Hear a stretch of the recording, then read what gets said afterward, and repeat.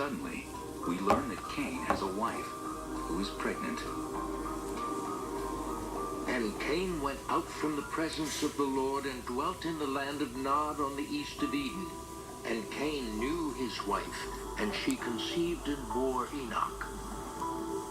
Anyone who's ever taught Sunday school is familiar with the problem that you talk about Cain getting married, and suddenly a million hands go up. Wait a minute, where did the wife come from? We know about Adam and Eve, of course, but what about their children, their sons? Who were the wives of the first males? I think that the Bible story is disturbing on many levels, but some people find it most disturbing in the way that it doesn't make literal sense. Cain obviously can't marry somebody who doesn't exist. And they can't get to the deeper levels until they find some kind of peace with the narrative level, the story of what happened.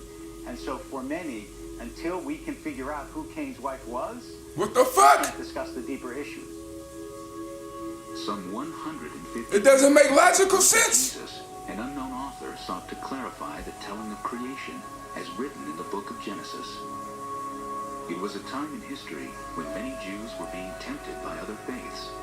The author wanted to maintain the purity of their beliefs to ensure strict observance of all Jewish law. His book, called Jubilees, offers intimate details of the lives and struggles of the first human beings. It begins with Moses. He is visited by an angel who reveals a secret behind-the-scenes version of Jewish history, from the very beginning of creation to the parting of the Red Sea.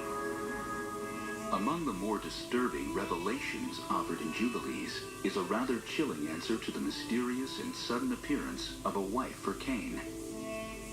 Jubilees tells us that Adam and Eve have 9 sons and daughters, not just the 3 sons, Cain, Abel, and Seth, mentioned in Genesis. Jubilees also tells of Cain's younger sister, Awan, who becomes his wife. Now these niggas is marrying in that Cain motherfucking took family. Awan, his sister, to be his wife, and she bare him Enoch at the close of the 4th Jubilee. There is in the Bible a fairly powerful prohibition against incest. And clearly the idea that Cain married his sister would be very difficult for people. And it just shows how hard it was for people to accept that a new woman would come out of nowhere. It's interesting to have folks in the 21st century reading Jubilees. The same people who like reality TV, the same people who will go to a movie such as Aliens, who seem to really sort of enjoy gore, violence, sex. Those sorts of folks just would seem to love Jubilees.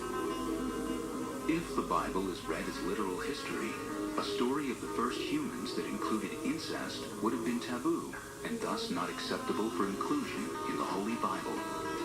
Even so, why would this ancient author solve the problem of Cain's wife by having him marry his own sister? I quite frankly find the way Jubilees recasts the Genesis stories so objectionable. I quite frankly think it was a laudable decision on the part of Judaism and Christianity to reject this book. They were familiar with it, they clearly read it, they knew it, and quite reasonably and in an informed way said, no, this is not part of the tradition. Who needs Jubilees?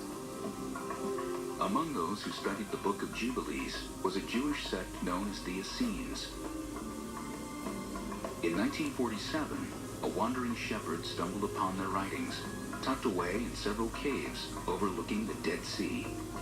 This collection, lost for almost 2,000 years, became known worldwide as the Dead Sea Scrolls. Jubilees was among the documents that were found.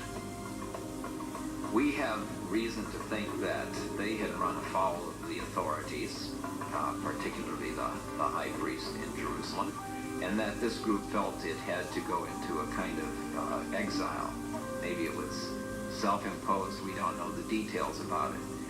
But they used the Book of Jubilees. They may have been a persecuted group. They thought of themselves that way.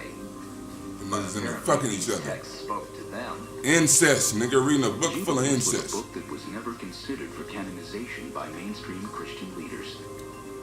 But And then there I call that seems shit the Bible Dead Sea does Scrolls. approve Like I'm it. finna fucking Somehow, the Book of Jubilees found its take way that shit down to heart, the niggas. route Some gay niggas was writing that shit Africa, in the to motherfucking Ethiopia, cave because they and got the Old Testament they spelled out they by fucking the city. Christian Bible. Fuck out One here. of the things that we need to remember is the function of the Nile and the river, and how art and economy and text, as it were, would make that way south. And we also need to remember that Jewish communities of some antiquity would likewise follow trade and art patterns. And so the Jewish community became so heavily persecuted in the area around Jerusalem that there would be migrations, and some of those migrations probably went as far south as Ethiopia.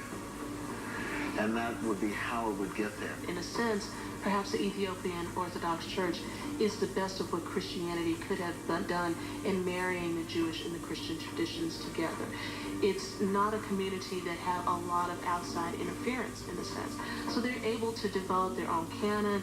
They're able to do some things without outside interference from other theologians or people who want to change their way of thinking.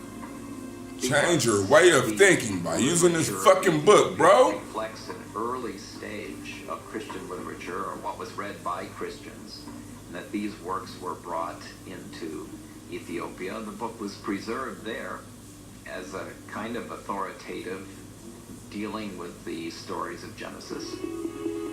Jubilees is not the only ancient text that gives a different story of creation. There is a forbidden book, lost for centuries, that includes fallen angels, bloodthirsty giants, and a warning to all